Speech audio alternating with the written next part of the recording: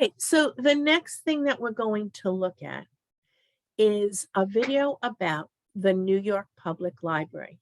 And many of you have seen the public library, and it's beautiful. It's got these great big columns outside. Remember, we talked a little bit about architecture in the visual arts class last semester. It has these great big lions outside. So let's take a look at that. Okay.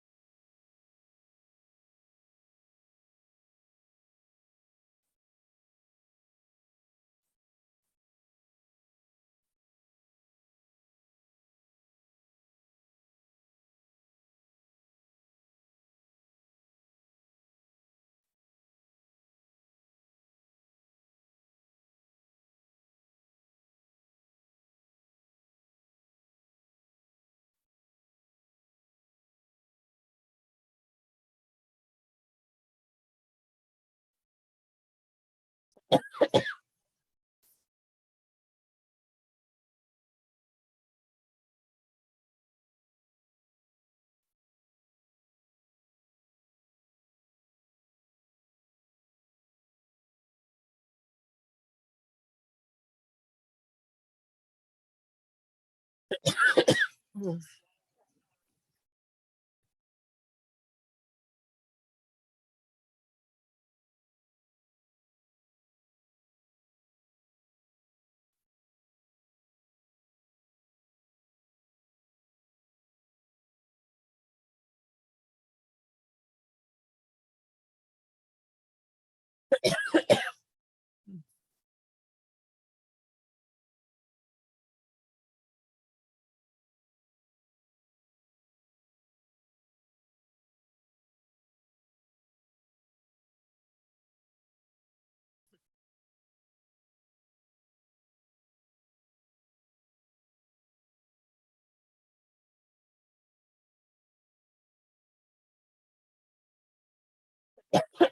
Mm.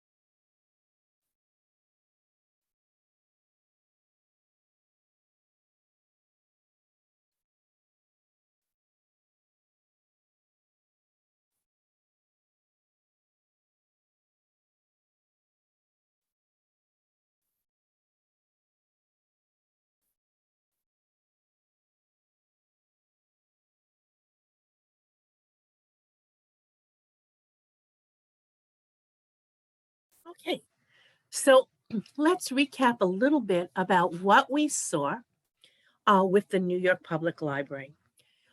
Some of the famous, it's one of the most famous libraries in the world, and it was founded in 1895. So that was a long time ago already. Hold on. It was a long time ago. So that means that it's been evolving. And when it was first built, it had so much more room for books and materials because they knew it was going to be great. So the idea of that New York Public Library was that it was free, it provided free and open access of knowledge to everyone. Now, this is different. Remember, Benjamin Franklin did a subscription type of library, and only if you had the money to pay the subscription could you use it. The New York Public Library is open and it is free so that anyone who wishes to can go in and get access to information. Right? And it's part of the largest public library system. There are branches throughout all of the boroughs in New York City. So you will see the Queens branch of the New York Public Library. It might be much smaller, but it belongs to the New York Public Library. And certain branches have certain specialties. Some might have more things on music. Some might have more things on art. But if you go to the New York Public Library, they have manuscripts, they have art, they have books, they have videos, all kinds of things, all right? So when they talked about the fact that libraries are evolving, that's what they mean. Way back in the past, people were happy to go there and be able to read a book or maybe the newspaper. Now libraries offer all sorts of things for you. So it has more than 16 million patrons. The word patron means people who use it. 16 million people use it each year. And that's live. There are more people that use it online. So it is a very busy place. Its historical collection holds a draft of the Declaration of Independence written in Thomas Jefferson's handwriting. So in that library, there's one of the first drafts, not the final copy, but the draft when they were writing it up, written by Thomas Jefferson, okay, of the Declaration of Independence. So that would be in their archives, in their documents area. And also one of the first Gutenberg Bibles is there. And a Gutenberg Bible was one of the things that they first started to produce with a very simple printing press. So it's very famous. So one of those is there. And there's also original writings by Shakespeare and Dickens and Virginia Woolf and Maya Angelou. So many, many famous authors have their original writings there. In the front of the building, you saw there are two lions, which are very impressive, and their names are Patience and Fortitude. So now what I'd like to do is take you to take a look at another library that I think you've heard of. I don't know if you've seen it, but it is absolutely huge in Washington, D.C., and that is the Library of Congress. And it's the nation's oldest federal cultural institution, all right? Cultural institution. It has millions of books, recordings, photographs, newspapers, maps, and manuscripts, all right? So not just books. There's photo archives, there are newspaper archives, and it doesn't mean that all the newspapers are in paper. They're in different formats. Recordings, sound recordings, photographs, okay? So lots of different types of materials. And it is the main research arm for the U.S. Copyright Office. We're going to talk about copyright later in this class, But copyright, you see that C with the circle around it? It means that someone has registered something with the Copyright Office of the Library of Congress. And that means that that person or persons who have registered that idea, that book, that invention, okay, have sent that to the Library of Congress, okay? So this library officially serves the Congress of the United States. So if they're checking on stuff, that's where they're going to do it. And it is made up of 3 buildings, and it sits on Capitol Hill in Washington, D.C. And it's one of the largest libraries in the world. So let's go and see if we can take a look at that, all right?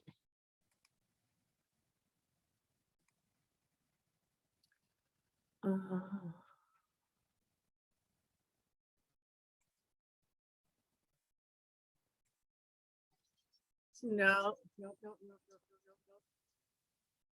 Hold on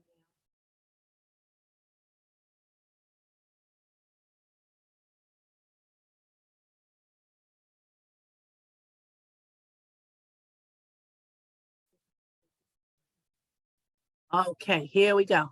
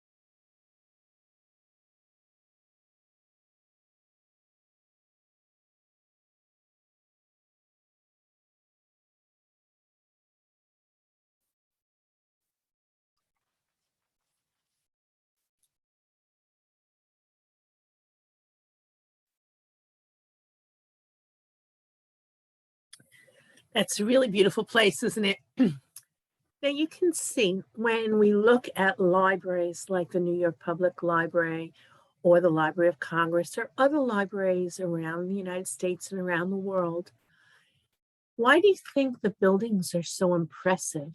Why are they so beautiful? Why do you think people took time to build them like that? Well, they did it because they knew that they would house information that would be important to everyone, hold very important documents and books, and would be a large learning center. And so they took that importance and they wanted to show that in the building as well. Now, many of times we go to our local branch and it is far from looking like the Library of Congress or the New York Public Library. But again, the idea is that they are housing materials and they are housing learning and fostering learning for everyone, okay? So this week, if you look at my syllabus, you'll see that I've only posted the names of the contacts for the Eastman Library, which you saw at first. And next week, we're going to start a unit called Evaluating Print and Online Sources. And that means we're going to look at how we can tell whether or not the information that we're getting is quality and is truthful and will help us in our research. And we will also look at what a copyright is. And we just learned that the Copyright Center, the main hub of copyright, is in the Library of Congress. So we'll look at that. Next week, your words are going to be citation, accuracy, currency, usability, and authority. Now, the first part is the citation is going to be what you're going to list for your research. The words accuracy, currency, usability, and authority have to do with the quality of the source that you're looking at. All right, is it current or was it written 100 years ago where it might not apply to what you want? Is it accurate or is it, slanted one way or another to depict a certain mindset or idea? Are you going to be able to use it in what you're doing? Will it be useful for you? Can you use that format? And authority. Authority means, for instance, if you were going to look at something written in the New York Times, and then you were going to look at something at some little tiny newspaper, or maybe a newspaper that was put out by a particular political group, you might want to, you could read both of them, absolutely. But you might want to compare and contrast some of the information in both of them. And knowing that something like the New York Times is very reputable, you might want to look and see if there are other sources that agree with that. But we'll talk about that next week. I want you to have a great week. Take a look at the library. If you get a chance, go down and see it. And please note that you will also be viewing my history video today as well. And I look forward to seeing you next week. And if it snows this weekend, enjoy. Okay, bye.